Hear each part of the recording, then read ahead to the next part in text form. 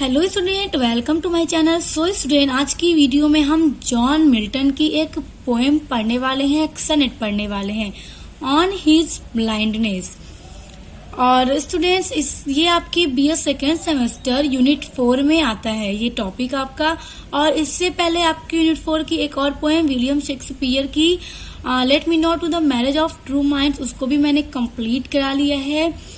और स्टूडेंट्स, इसके अलावा आपके सेकेंड सेमेस्टर की जो यूनिट 4, सेकेंड, थर्ड है, वो सभी मैं नोट्स के साथ कंप्लीट करा चुकी हूँ। उसके अलावा इंपॉर्टेंट क्वेश्चन आंसर की भी वीडियो अपलोड कर चुकी हूँ। इसके अलावा मैं आपकी ऑल यूनिट्स को कंप्लीट भी कराऊंगी और एग्जाम में किस तरह से क्वेश्चंस आएंगे वो सब की वीडियोस भी मैं अपलोड करूंगी।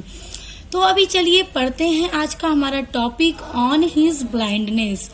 तो इसको लिखने वाले पोएट का नाम है जॉन मिल्टन। और बात करें इस पोएम की फॉर्म की, तो ये एक सनेट है, ये इटालियन सनेट है। और इटालियन सनेट क्या है, इसमें कितने लाइंस के स्टैंजाज होते हैं स्टूडेंट, इसकी वीडियो मैं ऑलरेडी अपलोड कर चुकी हूँ। उसका लिंक मैं आपको डिस्क्रिप्शन बॉक्स में दे दूंगी, आप लोग देख लीजिएगा। उसके अलावा बात करें इस पोएम के नाम की, तो इसका ऑन हिज ब्लाइंडनेस का एक और नाम है when I consider how my light is spend. तो ये जो पोएम की पहली लाइन है, इस लाइन का भी एक नाम है इस पोएम का। कहीं ये नाम दे दिया जाता है, कहीं ये नाम दे दिया जाता है, तो दोनों ही इस पोएम का नाम है। उसके अलावा इसका नाम सनेट 19 भी है, यानी इस पोएम को सनेट 19 के भी नाम से जाना जाता है। तो देखिए, ऑन हिज ब्लाइंडनेस को 1650 ईस्वी के आसपास जॉन मिल्टन ने इसको अपनी आंखों की रोशनी चले जाने के बाद लिखा था। यानी जॉन मिल्टन जो थे वो अंधे हो गए थे। 1950 के आसपास उन्होंने इस पोएम को लिखा था। और इस पोएम में पोएट ने अपने लाइफ की सर्कमस्टेंसेस और प्रॉब्लम्स को बताया है। और इस पोएम में उन्होंने जिस प्रॉब्लम्स को बताया है कि किस तरह से अपनी आंखों की रोशनी चले जाने के बाद उन्होंने किस तरह की प्रॉब्लम्स को फेस किया है। तो चलिए पोएम को स्टार्ट करते हैं और पढ़ते हैं। उससे पहले जान लेते हैं कि इस पोएम का थीम क्या है। और इस पोएम का थीम है वर्क एंड फेथ। तो पोएट जॉन मिल्टन का कहना है कि मैं उन कामों को नहीं कर पाऊंगा जो भगवान मुझसे चाहते हैं, और लेकिन फिर उन्हें अपने भगवान पे, अपने गॉड पे उन्हें फेथ है, यानी पूरा विश्वास है कि गॉड मेरे लिए वो काम मुझे देगा ही नहीं जिनको करने के लिए आंखों की रोशनी की जरूरत पड़े। क्योंकि उनकी आंखों की रोशनी चली गई थी, इसलिए उन्हें अपने गॉड पे बहुत ज्यादा फेथ, यकीन और भरोसा होता है। तो इस दिन चलिए पोएम को स्टार्ट करते हैं। When I consider how my light is spent, तो When I consider how my light is spent, तो इस लाइन में पोएट कहते हैं, जब मैं इस बात को सोचता हूँ कि कैसे मेरे आंखों की रोशनी चली गई और मैं अंधा हो गया। Ere half my days, ere means होता है स्टूडेंट पहले, तो इरे हाफ माई डेज। तो पोएट कहते हैं मेरी आधी जिंदगी से पहले, in this dark world and wide, कि मेरी आधी जिंदगी से पहले इन दिस डार्क, यानी इस दुनिया में, इस वर्ल्ड में मेरे लिए अंधेरा छा गया और यह दुनिया मेरे लिए बहुत ज्यादा बड़ी हो गई।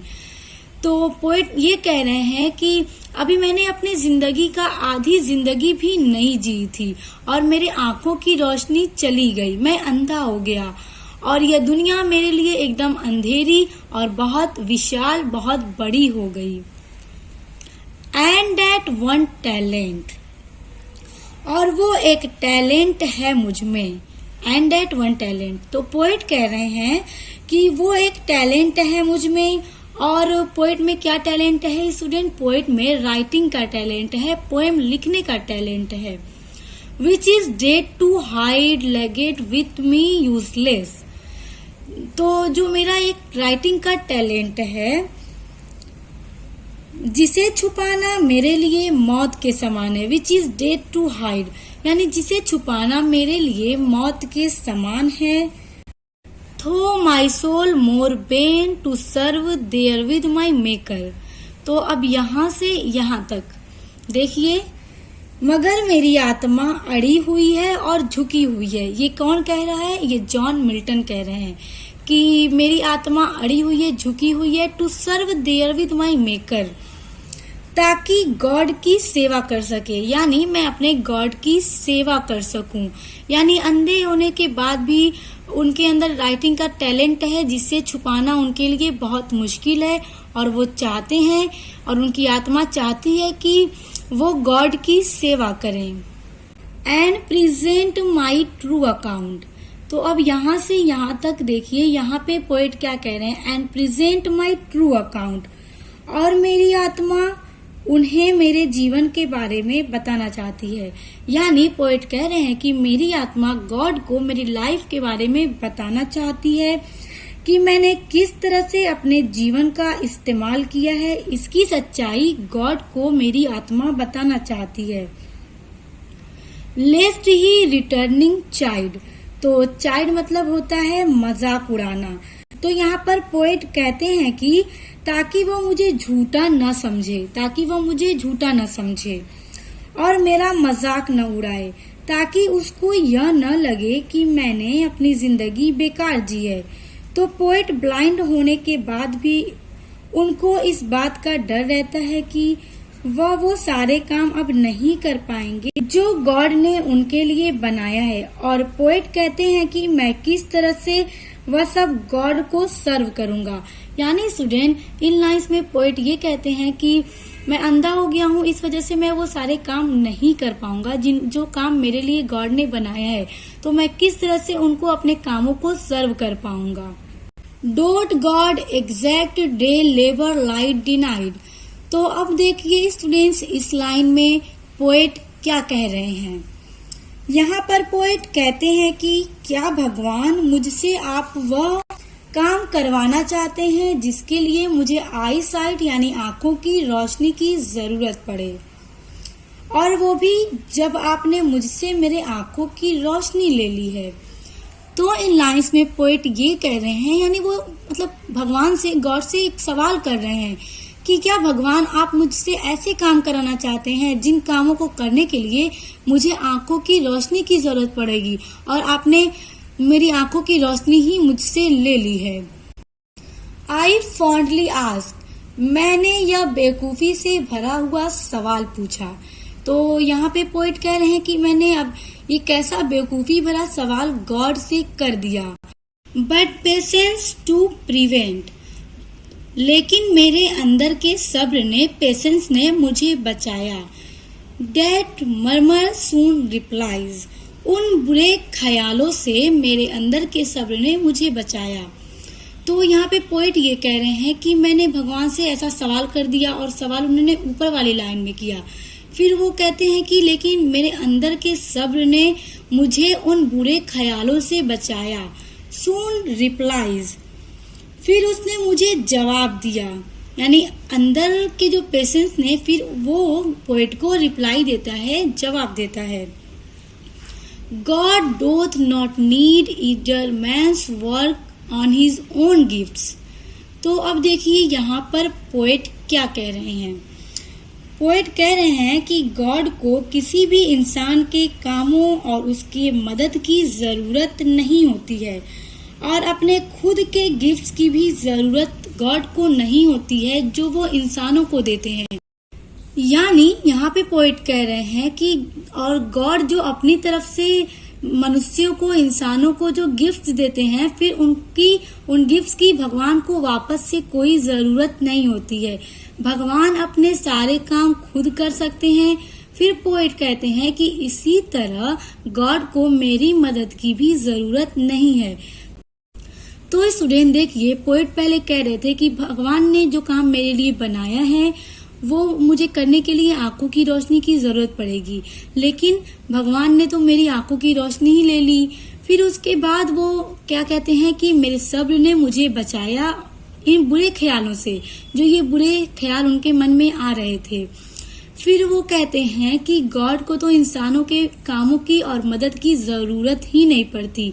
तो ठीक उसी तरह गॉड को मेरी मदद की भी जरूरत नहीं है, क्योंकि गॉड अपने काम खुद कर लेते हैं। तो यहाँ पे अब मतलब पोएट सब्र कर रहे हैं, धैर्य रख रहे हैं कि मतलब मैं अंधा हूँ, तो अगर मैं कोई काम न करूँ तो भी गॉड को मेरी मदद की जरूरत नहीं है। Who best bear his mild yoke. तो who best bear his mild yoke, यहाँ पर पोएट कह रहे हैं और कोई भी इंसान जो गॉड की कमांड को पूरी करते हैं, उनको मानते हैं, दे सर्व हिम बेस्ट, और जो उन्हें सर्व करते हैं वही गॉड के फेवरेट होते हैं। हिज स्टेट इज किंगली, और वो एक राजा की तरह होते हैं और वो हम सब पर शासन करते हैं, बिल्कुल एक राजा की तरह।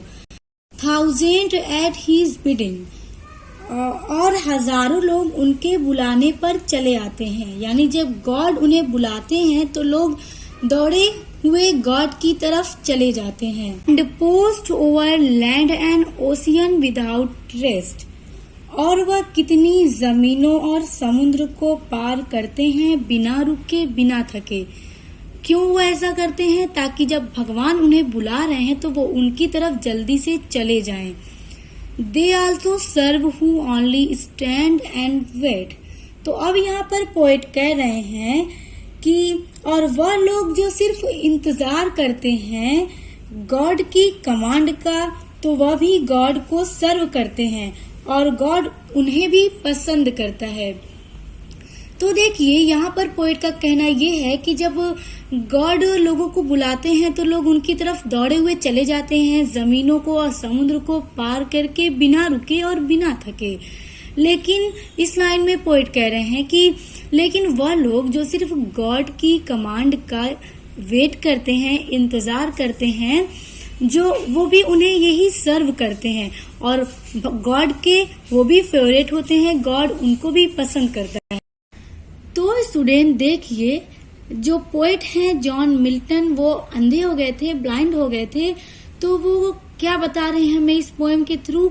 वो हमें बता रहे हैं कि वो किस तरह से अंधे हो गए थे और अंधे होने के बाद उन्होंने किस किस तरह की प्रॉब्लम्स को फेस किया, वो भी हमें ये बात बता रहे हैं।